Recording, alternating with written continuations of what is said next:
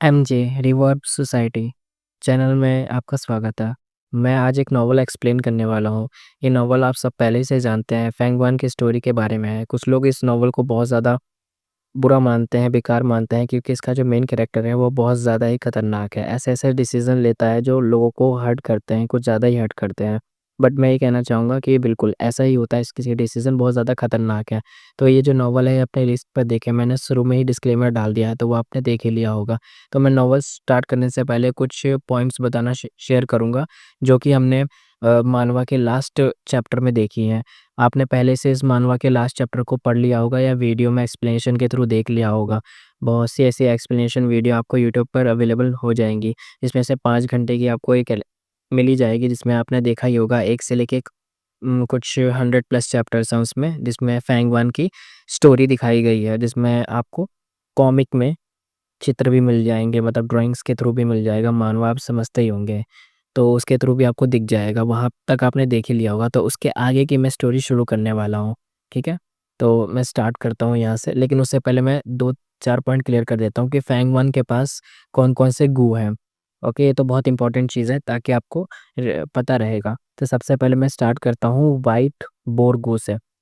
जो Fang one था उसके पास व्हाइट बोर गो था और जेड स्किन गो था, लेकिन उसने इन दोनों को मिक्स कर दिया था और जिससे इसके पास एक व्हाइट जेड गो आ गया था और इसमें उसने बोर किंग का सींग भी डाला था, जिसकी वजह से जो सक्सेस रेट था वो 20% बढ़ गया था, जिसकी वजह से अब उसके पास व्हाइट जेड गो आ गया था। दूसरा आपको पता ही होगा, सबसे मेन गो होता है उसका चिंको सिकाडा, जो रैंक 6 का गो है, जो उसका एक मेन गो है। और तीसरे गो की बात करूँ तो उसके पास एक वाइटलिटी ग्रास गो है, जिसकी हेल्प से वो अच्छी खासी अर्निंग कर लेता है उसको सेल करके, उसके लीफ को सेल करके, जब वो उसमें प्राइमल एसेंस डालता है। चौथे गू की बात करें तो लिकर वॉर्म। लिकर वॉर्म के बारे में आप सभी जानते होंगे। लिकर वॉर्म उसकी हेल्प करता है रैंक 1 जब वो था, तब उसकी हेल्प करके वो रैंक 1 पे उसे बहुत ईज़िली प्रमोट करा था उसके। अब रैंक 2 पे वो उसका कोई भी काम नहीं होता, लेकिन वो अब उसे रैंक 2 पे भी प्रमोट करना चाहता है, लेकिन उसको प्रमोट करने के लिए उसे 2 लिकर वॉर्म की ज़रूरत पड़ेगी और 4 अलग-अलग तरह की वाइन की ज़रूरत पड़ेगी। फ्लेवर वाइन जिसे कहते हैं, जिसमें से उसके पास 3 वाइन तो अवेलेबल थी और बाद में जब उसने ब्लैक टोडा को, जो रिवर टोडा था, उसको वहाँ से हटा दिया था। उस टोडा को हटाने के बाद वहाँ से उसको एक शीप मिली थी, उसमें से उसे कड़वी वाली वाइन मिल गई थी। ओके, तो अब 5वें की बात करते हैं। इसका नाम है रेड स्टील वेसल गो। ये गू के बारे में इतना तो बताया नहीं गया, लेकिन हमें पता चल गया था कि जो बैम्बू हाउस को उसने बेच दिया था, उसके बाद इसको ये रेड स्टील वेसल गू मिल चुका है। चौथे गू की बात करें तो मुगलो गू, 6th गू सॉरी। और उसके बाद 7th गू की बात करें तो स्ट्रेंथ स्कल गू भी कहते हैं और स्ट्रेंथ रॉक गू भी कहते हैं इसको, जो एबिलिटी देता है फैंग वन को गायब होने की, वो गायब हो सकता है इस गू की मदद से। ये गू उसे तब मिला था जब उसने एक बंदर का शिकार करा था, जो फ्लावर वाइन मॉन्क की गुफा में था, जो सीक्रेट केव भी जिसको कहते हैं। उस गुफा में उसने उस बंदर को मार दिया था जिसके पास ये गू था, उससे उसको ये गू मिल गया था। 8वें की बात करें तो उसको एक लास्ट में, आपको मानवा के लास्ट में, जब आपने एक्सप्लेनेशन वीडियो देखी होगी या मानवा पढ़ी होगी, तो उसके लास्ट में आपको दिखा होगा एक ग्रास ईयर गू मिला था, जो कि उसको पावर देता है सुनने की, मल्टीपल टाइम इंक्रीज़ कर देता है उसकी सुनने की पावर को, ठीक है? तो यही था, अब मैं स्टार्ट करता हूँ। चलो शुरू करते हैं फैंग वन का, ओके? तो अब मैं स्टार्ट करने वाला हूँ एपिसोड 1। जैसे ही फैंग वन की आँख खुली, दूसरे दिन की दोपहर हो चुकी थी, पूरा दिन चला गया था और अब धूप एकदम चरम पे थी। जैसे ही उसने अपनी आँख खोली, उसे महसूस हुआ कि हेडक गायब हो चुका है और कल रात का जो भी इंटेंस दर्द उसके दिमाग में था, वो सब पूरी तरह से ख़त्म हो गया था। जैसे उसका हाथ ऑटोमैटिक उसके कान पर गया और उसे महसूस ही नहीं हुआ कि वहाँ कभी कोई चोट लगी थी। मतलब जो कल उसने अपना कान काटा था, वो कभी हुआ ही नहीं। ये बात एकदम माइंड ब्लोइंग थी। अब वो क्यूरियोसिटी के चक्कर में वो बेड से नीचे उतर गया और सीधा मिरर ढूँढने लगा।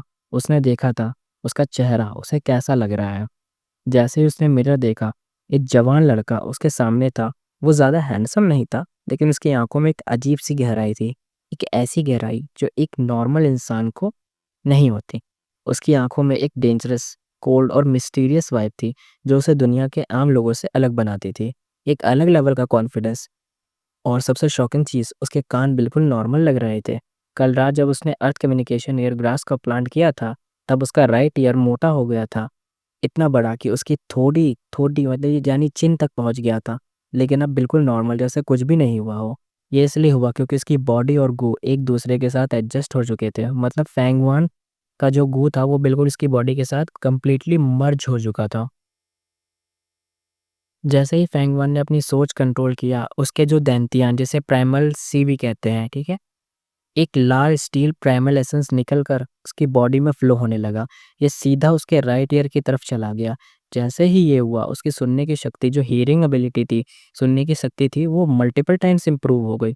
वो दूसरे फ्लोर पर था, फिर भी उसे ऐसा लग रहा था जैसे वो ज़मीन पर खड़ा हो। इतनी क्लियर आवाज़ सुनाई दे रही थी। जब उसने अपनी हियरिंग को थोड़ा-सा कॉन्संट्रेट किया, तो उसके कान से पतली जड़, रूट्स निकलने लगी। जैसे ही वो अर्थ कम्युनिकेशन ग्रास का मतलब पूरा इस्तेमाल करता है, तो उसके कान से जड़ उगना शुरू हो जाती है, बिल्कुल 1000 साल पुराने जिनसिंग जड़ों की तरह। ये रूट्स धीरे-धीरे लंबी होती गई और नीचे ज़मीन की तरफ बढ़ने लगी, जैसे किसी ट्री की रूट्स ज़मीन तक पहुँचने वाली हों। और साथ ही साथ उसका राइट ईयर वापस मोटा होने लगा। मतलब जितनी देर तक वो इस गू का यूज़ करेगा, उतनी देर तक उसका कान बड़ा और कनेक्टेड रहेगा। लेकिन जैसे ही उसने इस गू का इस्तेमाल बंद किया, 1 सेकंड के अंदर रूट्स अंदर चली गई और उसका ईयर बिल्कुल नॉर्मल हो गया और उसकी हियरिंग भी बिल्कुल नॉर्मल लेवल पर आ गई। और ये फैंग-1 का एक नया गू था, जिसे ग्रास गू भी कह सकते हो, हियरिंग वाला। अब बात करते हैं बाल्टी की जो उसके बेड के नीचे रखी थी। जैसे ही उसने अपनी शर्ट पहनी, उसे एक पानी भरी बाल्टी बाहर निकाली। कल रात जो खूनी पानी उसने उसमें डाला था, वो अब काला और गंदा हो चुका था। और ये इसलिए क्योंकि इसमें चारकोल डाल दिया गया था, जो एब्ज़ॉर्ब हो गया था और अंदर जो खूनी टॉवल था, उसका भी रंग बदल चुका था। पहले इसमें लाल और सफ़ेद कलर का मिक्स था, लेकिन अब वो सिर्फ़ एक काले सोस से भरा हुआ कपड़ा लग रहा था। अगर कोई देखता तो उसे ऐसा लगता कि कोई नॉर्मल किचन का गंदा कपड़ा है। मतलब यहाँ पे जो फैंग-1 था उसने सबूत मिटा दिया था।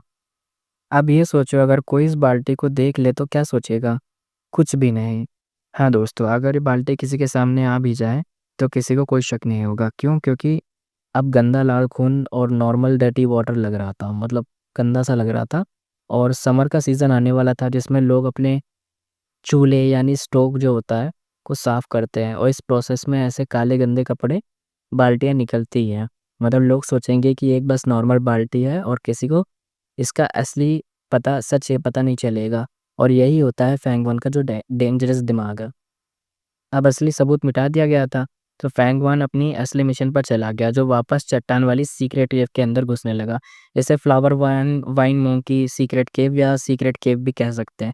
लेकिन इस बार खाली हाथ नहीं, इस बार फैंग-1 ने बाहर एक डियरलिंग पकड़ा था, मतलब एक छोटा हिरन जैसा प्राणी, और उसे एस्केप करने का कोई मौका नहीं दिया। उसके चारों पैर मजबूती से बाँध दिए। एक स्टील की वायर से उसको उसका मुँह भी बंद कर दिया ताकि आवाज़ ना निकल सके। और स्टेल्थ गू का यूज़ करा। ये वही स्कल वाला गू है जिसकी वज़ह से वो गायब हो जाता है और अपनी प्रेज़ेंस को छुपा लिया। अब फैंग-1 और डियरलिंग दोनों बिना किसी आवाज़ के गुफ़ा में चले गए। अब यहाँ पर आता है फैंग-1 का असली प्लान। उसने सीधा रॉक डोर को खोला और पहले वाले अर्थ कम्युनिकेशन ग्रास को एक्टिवेट किया। जैसे ही गू एक्टिवेट किया, उसके कान से पतली रूट्स उगनी शुरू हुई। सुनने की शक्ति उसकी बढ़ गई और उसने अब ध्यान से सुनना शुरू करा। सबसे पहले उसे हल्की-सी आवाज़ सुनाई दी, डोंग डोंग डोंग, एक बहुत धीरे और हल्का-सा हार्ट बीट। जैसे ये रूट्स और ज़्यादा गुरु हुई, हार्ट बीट और तेज़ और क्लियर होने लगी और एक नहीं, मल्टीपल हार्ट बीट्स सुनाई देने लगी। फैंग-वियान तुरंत समझ गया कि ये कौन है। ये जेड स्टोन मंकी की धड़कन है। वो अपनी केव के अंदर सो रहे हैं, अपनी बॉडी को गोल घुमाकर बॉल जैसा बनाकर सो रहे हैं। लेकिन फैंग-1 को सिर्फ़ ये जानना नहीं था कि वो सो रहे हैं, उसको कुछ और चाहिए था। फैंग-1 ने और ज़्यादा फ़ोकस किया, उसका राइट ईयर और मोटा होने लगा। उसके कान से उग रही रूट्स लगभग आधे मीटर लंबी हो गईं और वो रॉक डोर के तक पहुँच गई और अंदर तक घुस गईं। और जैसे ही रूट्स अंदर गईं, आपको पता ही है कि ज़मीन से अगर वो रूट्स टच हो जाती हैं, तो वो अर्थ से कनेक्ट हो जाता है। फैंग-1 के सुनने की शक्ति 100 कदम दूर तक पहुँच गई। मतलब उसके पास जितनी भी चीज़ें हो रही हैं, वो अब सब सुन सकता है। ये था अर्थ कम्युनिकेशन ग्रास का असली पावर। और जो विलेज में यूज़ किया था, वो तो बस एक छोटा-सा टेस्ट था। अब ये समझना ज़रूरी था कि जो अर्थ कम्युनिकेशन ग्रास रूट्स के ग्राउंड के अंदर चली गया है, तो इतना पावरफुल कैसे हो जाता है? ये एक सिंपल साइंस है। साउंड्स की स्पीड से मीडियम में होती है वो अलग-अलग होती है। हवा में साउंड धीरे ट्रैवल करता है, लेकिन ज़मीन पर पानी में साउंड बहुत फ़ास्ट और दूर तक पहुँच सकता है। ये नॉवल में ही लिखा हुआ है, मैं अपनी तरफ से कोई साइंटिफिक एक्सप्लेनेशन नहीं दे रहा हूँ। एक एशियंट चाइनीज़ स्ट्रैटेजी भी होती थी। पुराने समय में चाइनीज़ सोल्जर एक लकड़ी की हल्की लकड़ी लेकर सर के नीचे रखकर सोता था। जैसे ही दूर से घोड़ों के कदम आवाज़ आती, ज़मीन के अंदर जो साउंड ना फ़ास्ट ट्रैवल करता है, तो जैसे ही वो दूर से आते, भागते हुए, तो जो साउंड था वो उसके लकड़ी को ना हिलाने लग जाता था, जिसकी वजह से मतलब पता चल जाता था सोल्जर को कि हाँ, भाई लकड़ी हिल रही है, यानी कोई आ रहा है घोड़ों से, तो उनको एनिमी का पता चल जाता था। फैंग 1 का कम्युनिकेशन ग्रास एक्टिवेट होता है, उसके कान से रूट्स डोर के अंदर घुस जाती हैं और जैसे ही रूट्स अंदर जाती हैं, एक अजीब-सी कन्फ्यूज़िंग आवाज़ सुनाई देने लगी। ये आवाज़ स्कैंडबल थी, मतलब एक बहुत अजीब-सी, चुभी-सी आवाज़ थी, एकदम अलग आवाज़ थी ये। एकदम रैंडम साउंड थी, जो अलग-अलग तरीके की साउंड का मिक्सचर था। बहुत ज़्यादा फ्रीक्वेंट था, मतलब बार-बार होने वाली नॉइज़।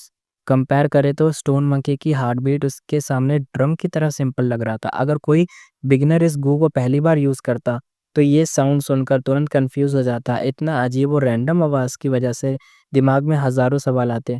लेकिन फैंग वन एक ऑर्डिनरी इंसान नहीं है, उसने सिर्फ़ एक पल के लिए सुना और वो तुरंत समझ गया कि ये अनएक्सपेक्टेड था। बस थोड़ी ध्यान दिया, फिर उसका चेहरा सीरियस हो गया, वो समझ गया अंदर क्या हो रहा है। फैंग वन ने रॉक डोर को धक्का दिया और ये डोर काफ़ी भारी था, लेकिन उसके पास बोर वाला गू था, बोर वाले गू की पावर थी, व्हाइट जेट गू की पावर थी। मतलब ये डोर खोलना उसके लिए बच्चों का खेल था। जैसे ही डोर खुला, एक बहुत लंबा अंधेरा टनल सामने आ गई, बिल्कुल सीधा पाथ, लेकिन अंदर क्या है किसी को नहीं पता। ये टनल अननोन और मिस्टीरियस दिख रहा था। अब यहाँ पर फैंग वन का मास्टर प्लान स्टार्ट होता है, मास्टरमाइंड वाला प्लान स्टार्ट होता है। उसने अपने हाथों में बाँधा हुआ डेयरलिंग खोला और बिना किसी शंका के सीधा उस टनल के अंदर फेंक दिया। ये डेयरलिंग भी स्टूपिड नहीं था, जैसे ही उसने टनल के अंदर देखा, उसे अजीब-सी डार्कनेस, डेंजर महसूस हुआ। वो तुरंत समझ गया कि अंदर जाना उसके लिए मौत के बराबर है। उसको बड़ी-बड़ी आँखों में डर था। वो फैंग वन की तरफ देखा, जैसे उसे भीख माँग रहा हो, मुझे मत भेजो। लेकिन फैंग वन को कोई फ़र्क नहीं पड़ता, बिल्कुल भी नहीं। उसने एक ठंडी-सी हँसी दी, यानी कोल्ड कोल्ड लुक दिया और एक छोटा मून ब्लेड फेंका। ये मून ब्लेड बहुत कंट्रोल में था। उसने डियरलिंग की बॉडी पर एक छोटा-सा कट डाल दिया, खून निकला और पेन की वजह से डियरलिंग और भी ज़्यादा डर गया और डर के चक्कर में फैंग वन के जो डर के चक्कर में वो दौड़ते हुए सीधा अंदर चला गया और बस एक पल के अंदर डार्कनेस में उसे पूरी तरह से निगल लिया। जैसे ही डेलिंग टनल में गया, फैंग वन ने फिर से अर्थ कम्युनिकेशन ग्रास को एक्टिवेट किया। इस बार रूट्स टनल की वॉल में घुस गईं। हियरिंग की ज़्यादा पावरफुल हो गई। सबसे पहले उसने डेलिंग के फुटस्टेप्स और हार्टबीट सुनी, लेकिन उसके साथ एक अजीब-सी आवाज़ भी आने लगी। यही था सेंटीपीड केव का असली सीक्रेट। फैंग वन तुरंत समझ गया, ये आवाज़ सेंटीपीड की है। हंड्रेड्स या शायद थाउज़ेंड सेंटीपीड्स। ये स्वार्म पुराना टनल फैला हुआ है, मतलब पुरानी केव है जो आगे तक फैली हुई है और और इसके अंदर बहुत सारे सेंटीपीड हैं। पेंगुइन एकदम क्लियर सुन सकता था। डेयरलिंग ने अंदर जाकर चिल्लाना शुरू कर दिया। एकदम पैनिक में था, इधर-उधर भाग रहा था, लेकिन सेंटीपीड उसके ऊपर चढ़ गए थे। एक के बाद एक सेंटीपीड उसकी बॉडी पर चढ़ रहे थे। डेयरलिंग गिर गया और ज़मीन पर लौटने लगा। उसने अपने छोटे पैर से लात मारने की कोशिश की, लेकिन कोई फ़ायदा नहीं और एक पल में उसका हार्ट बीट रुक गई, यानी डेयरलिंग मर चुका था। पेंगुइन एकदम शांत में सब सुन रहा था, लेकिन एक स्पेशल आवाज़ उसके कान में आई। ये आवाज़ चेन शो की थी। एक बजिंग साउंड, पावर और डोमिनेंस से भरी हुई। एक नॉर्मल सेंटीपीड नहीं था, ये कुछ और ही था, जो बहुत ही ज़्यादा डेंजरस था। जो आवाज़ फैंग वन सुन रहा था, अगर कोई बिगिनर सुनता तो तुरंत पैनिक हो जाता। बहुत लाउड और स्ट्रेन्ड बजिंग साउंड, एक अजीब-सी एग्रेसिव वाइब्रेशन जो एक डेडली क्रिएचर को सिग्नल दे रही थी। लेकिन फैंग वन ने एक पल में समझ लिया कि ये आवाज़ किसकी है। Chainsaw golden centipede. ये एक रैंक 3 वाइल्ड गू वॉर्म है। ये सेंटीपीड स्वॉर्म का असली किंग है। ये पुराने सेंटीपीड केव का सबसे बड़ा किलर है। अब ज़रा इस गूवॉर्म का अपीयरेंस सोचो। 1 मीटर लंबा, मतलब एक इंसान के कमर जितना बड़ा, 2 हाथों जितना चौड़ा, पूरा बदन केव के अंदर कॉइल होकर हिल रहा है और सबसे डेंजरस बात, दोनों साइड पर एक रो चेनसो जैसे टीथ लगे हुए हैं। जब ये मूव करता तो एक सॉ ब्लेड भी घूमने लगती, बिल्कुल एक इलेक्ट्रिक चेनसो की तरह, मतलब एक मूविंग डेथ मशीन। जैसे ही सेंटीपीड आया, पूरा सेंटीपीड स्वयं शांत हो गया। बड़ी सेंटीपीड्स ऑटोमेटिकली, मतलब जो बड़े सेंटीपीड्स या छोटे सेंटीपीड्स थे, वो अपने आप ही रास्ते से हट गए, क्योंकि वो किंग था, उसके लिए रास्ता छोड़ रहे थे। और भी जो डेयरलिंग आधा बचा हुआ बॉडी दिखाई दिया, चेनसो सेंटीपीड ने सीधा उसके ऊपर चढ़ गया। उसने अपना मुँह खोला और एक डियर का फ्रेश मीट, ब्लड और सब कुछ ऐसे पीना, खाना शुरू कर दिया। फैंगवन सब कुछ सुन रहा था, देख नहीं रहा था, लेकिन फिर भी उसके दिमाग में पूरा सीन एकदम क्लियर था। उसने तुरंत सोचा, इवन व्हाइट जेट गो की भी इतनी डिफेंस नहीं है कि ये चेनसो गोल्डन सेंटीपीड के अटैक को सर्वाइव कर सके। फ्लावर वाइन मोंक ने शायद मुझे अपने अर्थ कम्युनिकेशन ग्रास का यूज़ सिखाने के लिए ये सब रखा है, लेकिन मेरे पास स्पेरिंग ऑटम सिकाडा है, डैनी रैंक सिक्का उसका सिकाडा वाला गो, तो उस चेनसो गोल्डन सेंटीपीड को पालना मतलब इम्पॉसिबल नहीं है। मतलब फैंगवन एक एक्साइटेड था, उसे सुपर पावरफुल गो बॉर्न है उसके पास, तो वो उसके लिए बढ़िया फ़ायदा देगा। लेकिन एक बड़ी प्रॉब्लम है, चेनसो गोल्डन सर्टिफिकेट को मारना ईज़ी नहीं, लेकिन पालना मुश्किल है। अगर इसने डेंजर महसूस किया तो ये तुरंत ज़मीन के अंदर घुस जाएगा, और अगर गू मास्टर के पास ज़मीन में घुसने की कोई मेथड नहीं है तो भूल जाओ, वो निकल चुका होगा। लेकिन फैंगवन इसके लिए भी ऑलरेडी प्रिपेयर था, उसके पास सिकाडा है, एक रैंक 6 गो वॉर। अगर वो सिर्फ थोड़ा-सा भी उसका ऑरा रिलीज़ करेगा तो चेनसो गोल्डन सेंटीपीड सीधा डर के छुप जाएगा। रैंक 6 का ऑरा इफ़ेक्ट रैंक 1 4 गू पे बहुत ज़्यादा स्ट्रॉन्ग होता है, रैंक 5 पर थोड़ा कम होता है, लेकिन रैंक 6 का जो गू है वो बहुत पावरफुल होता है। फैंग-वन एक बहुत डीप थॉट करता है कि जो सिकाडा है उसका रैंक, जो ऑटम सिकाडा की ऑरा है, रैंक 1 पो 1 से लेके 4 गू बॉम्ब तक डरा सकती है, लेकिन 5 से या 5 से ज़्यादा वालों को डरा नहीं सकती, उनको इतना फ़र्क नहीं पड़ता। सेम लॉजिक ह्यूमन सोसाइटी में भी अप्लाई होता है। अगर कोई बहुत बड़ा इंसान, बिलियनर या टॉप साइंटिस्ट एक्सेट्रा, तो उसे लोग सिर्फ़ एडमायर करते हैं, लेकिन अगर कोई सिर्फ़ थोड़ा बेटर हो तो जेलसी, राइवल के कॉम्पिटिशन स्टार्ट हो जाता है। ये दुनिया का असली रूल है। रैंक 1 अपने आप को एनालाइज़ करता है। अभी मेन सिर्फ़ रैंक 2 मिडल स्टेज में हूँ, मतलब वो अभी रैंक 2 मिडल स्टेज में है। अगर मैं रैंक अगर मैं रैंक 3 चेंसो गोल्डन सर्टिफिकेट को कैप्चर करने की कोशिश करूँ, तो इम्पॉसिबल है या पॉसिबल है, लेकिन रिस्क भी ज़्यादा है। अगर ये पॉसिबल है तो रिस्क भी ज़्यादा है। रैंक 2 गू मास्टर को रैंक 2 गू वॉर यूज़ करने चाहिए, वही सबसे स्टेबल और यूज़फुल ऑप्शन होता है। अगर कोई रैंक 2 गू मास्टर रैंक 3 या रैंक 4 के गू का यूज़ करे तो काफ़ी रेयर होता है। यानी जो रैंक 2 का अगर गू मास्टर है तो वो 3-4 को यूज़ तो कर सकता है, लेकिन बहुत रेयर होता है, और लोग मेजॉरिटी टाइम यूज़ नहीं करते, क्योंकि मुश्किल और रिस्की दोनों होता है। और इसके 2 मेजर रीज़न्स होते हैं। हायर रैंक वो फ़ीड करना बहुत एक्सपेंसिव होता है, हायर रैंक वो यूज़ करना मुश्किल होता है, और एक्टिवेट करने के लिए ज़्यादा रिसोर्स चाहिए होते हैं। एग्ज़ाम्पल के लिए सोचो, एक छोटा बच्चा अगर एक बड़े हथौड़ा उठाने की कोशिश करे तो क्या होगा? फ़ोर्स लगाए तो मसल पुल हो सकता है, और शायद हथौड़ा उसके पैर पे गिर जाए। यही सेम लॉजिक अप्लाई होता है इसके अंदर। फैंग वन ने अपना फाइनल डिसीजन ले लेता है। डियरलिंग को अपना पूरा सेंटीपीड कॉलोनी अलर्ट कर दिया था। अब उनको शांत होने की से कम 10 से 15 दिन लगेंगे। मेरी टेस्टिंग सक्सेसफुल रही, लेकिन अभी अटैक करने का कोई मौका नहीं है, कोई जल्दी भी नहीं है। मैं पेशेंस रखूँगा।